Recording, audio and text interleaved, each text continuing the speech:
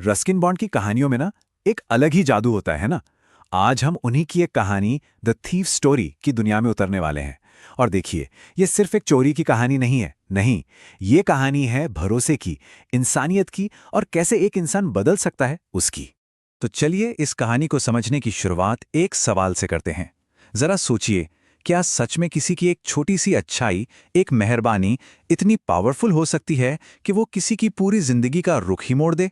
ये सवाल बहुत बड़ा है, और सच कहूं तो यही सवाल इस पूरी कहानी की जान है। तो चलिए अब सीधा कहानी में चलते हैं। सीन खुलता है और एंट्री होती है एक चोर की, और उसके साथ ही उसके नए निशाने की। यहीं पर हमारी मुलाकात होती है कहानी के दो एकदम अलग किरदारों से, और बस यहीं से उनके रिश्ते का ताना बाना बुनना शुरू होता है। ये कहानी हमें कौन सुना रहा है? खुद हरी सिंह। और वो ना पहली ही लाइन में सब कुछ क्लियर कर देता है। वो कहता है, मैं एक चोर हूं, और कोई ऐसा वैसा चोर नहीं, सिर्फ 15 साल की उम्र में अपने काम में एकदम माहिर, जिसे कहते हैं ना अ फेयरली सक्सेसफुल हैंड। जरा सोचिए, इतनी सी उम्र में इतनी एक्सपर्टीज। तो हमारे पास दो लोग हैं, एक तरफ 15 साल का हरी सिंह, शातिर चालाक चोर, और दूसरी तरफ 25 साल का अनिल, एक सीधा साधा स्ट्रगलिंग राइटर। एक है चालाक तो दूसरा है भरोसेमंद। एक दुनिया देख चुका है तो दूसरा एकदम बेफिक्र। मतलब बिल्कुल जमीन और आसमान का फर्क। और असली खेल तो यहीं से शुरू होता है। और अब कहानी में आता है एक बहुत ही इंटरेस्टिंग ट्विस्ट। हरी को अनिल के घर में काम मिल जाता है, रहने की जगह मिल जाती है। लेकिन ये सिर्फ एक नौकरी नहीं थी, नहीं, ये एक तरह का टेस्ट था, भरोसे का। और सवाल ये है कि इस भरोसे की कीमत कौन चुकाएगा? अनिल का जो रवैया था ना, वो हरी के लिए बहुत अजीब था। उसने कभी ऐसा कुछ देखा ही नहीं था। अनिल उसे सिर्फ एक नौकर की तरह नहीं देखता, वो उस पे अपना टाइम इन्वेस्ट करता है, उसे खाना बनाना सिखाता है, और सबसे जरूरी बात, उसे पढ़ना लिखना सिखाता है। ये सिर्फ दया नहीं थी, ये एक इन्वेस्टमेंट था, किसी की जिंदगी को बेहतर बनाने की एक सच्ची कोशिश। और इस चीज का हरी पर बहुत गहरा असर होता है। शायद पहली बार उसकी जिंदगी में उसे ये एहसास होता है कि एक पढ़ा लिखा इंसान होने का मतलब क्या होता है। उसके सामने दो रास्ते थे, चोरी के कुछ 100 रुपए या फिर एक इज्जत की जिंदगी। जो लड़का चोरी करने आया था, उसकी आंखों में अब एक नया सपना पलने लगा था। पर कहते हैं ना, पुरानी आदतें इतनी आसानी से पीछा नहीं छोड़ती। उसके अंदर जो चोर था वो अभी मरा नहीं था, जिंदा था। अनिल का भरोसा एक तरफ तो उसे बदल रहा था, लेकिन दूसरी तरफ वही भरोसा चोरी करने का एक परफेक्ट मौका भी था। हरी के अंदर ना एक जंग छिड़ चुकी थी, एक तरफ अच्छाई थी, दूसरी तरफ बुराई। और फिर वो रात आ ही जाती है, फैसले की रात, जब इस अंदरूनी जंग का नतीजा निकलना था। और उस रात हरी की अच्छाई हार जाती है और उसके अंदर का चोर जीत जाता है। हुआ ये कि उस शाम अनिल घर आया, बहुत खुश। उसके हाथ में नोटों का एक बंडल था, उसकी कोई किताब बिकी थी। हरी ने उसे चुपके से वो पैसे गद्दे के नीचे रखते हुए देख लिया, और बस क्लिक हो गया। ये वही मौका था जिसका इंतजार उसके अंदर का चोर कब से कर रहा था। अब जरा देखिए कि ये चोरी हुई कैसे। रात का वक्त, चांदनी फैली हुई, अनिल गहरी नींद में सो रहा था।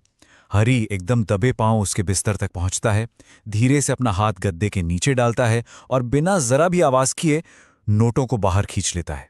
सब कुछ पिन ड्रॉप साइलेंस। पैसे कितने थे? पूरे 600 रुपए। देखिए, उस जमाने में ये एक बहुत बहुत बड़ी रकम हुआ करती थी। इतने पैसों से हरी कई हफ्तों तक एक राजा की तरह जी सकता था, आजाद, किसी की कोई रोक टोक नहीं। और उस एक लम्हे में सिर्फ पैसे नहीं चुराए गए थे, अनिल का भरोसा, उसकी अच्छाई, सब कुछ चुरा लिया गया था। उस खामोश कमरे में असल में भरोसे का कत्ल हुआ था। लेकिन कहानी यहां खत्म नहीं होती। असल में असली क्लाइमैक्स तो अब शुरू होता है। देखिए, चोरी करना शायद आसान था, लेकिन उस चोरी के बोझ के साथ भागना वो बहुत मुश्किल था। अब हरी का सामना किसी और से नहीं, बल्कि खुद अपनी अंतरात्मा से था। पैसे उसकी जेब में थे। सामने प्लेटफॉर्म पर लखनऊ जाने वाली 10:30 की एक्सप्रेस ट्रेन खड़ी थी। ट्रेन ने धीरे धीरे रेंगना शुरू किया। वो चाहता तो एक फुर्ती से दौड़कर चढ़ सकता था, लेकिन उसके पैर जैसे जमीन में गड़ गए। वो बस देखता रहा और ट्रेन उसकी आंखों के सामने से गुजर गई। और ठीक उसी पल उसे एक बात समझ आई। उसे अनिल का चेहरा याद आया। उसे लगा कि जब अनिल को चोरी का पता चलेगा ना, तो उसे पैसों का अफसोस नहीं होगा, उसे दुख होगा भरोसा टूटने का। और ये एक एहसास उसकी जेब में रखे 600 रुपयों के बोझ से कहीं कहीं ज्यादा भारी था। तो अब वो एक चौराहे पर खड़ा था। एक रास्ता चोर की जिंदगी का था, कुछ 100 रुपये चुराओ, आसान काम है, पर पकड़े जाने का डर भी उतना ही आसान। और दूसरा रास्ता था एक इज्जतदार इंसान बनने का, पढ़ना लिखना सीखो, होशियार बनो, कुछ बड़ा करो। उसे इन दोनों में से एक को चुनना था। और हरी ने मुश्किल रास्ता चुना। वो वापस लौटने का फैसला करता है, और यहीं से कहानी का सबसे सबसे खूबसूरत हिस्सा शुरू होता है। एक ऐसी माफी का जो कभी जुबान से कही ही नहीं गई।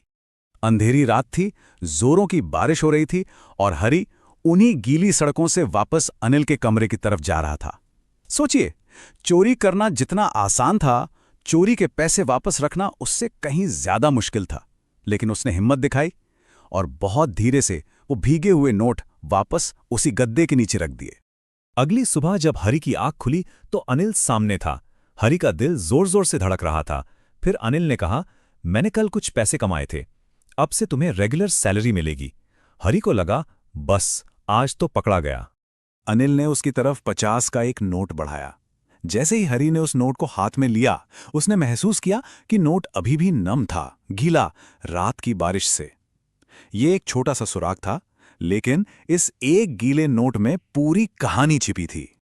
इसका मतलब साफ था, अनिल सब कुछ जानता था। उसे पता था कि चोरी हुई है, और उसे यह भी पता था कि पैसे वापस रख दिए गए हैं। पर उसने एक लफ्ज नहीं कहा, ना कोई सवाल पूछा, ना कोई सजा दी। उसने हरी को शर्मिंदा नहीं किया, बल्कि खामोशी से उसे एक दूसरा मौका दे दिया।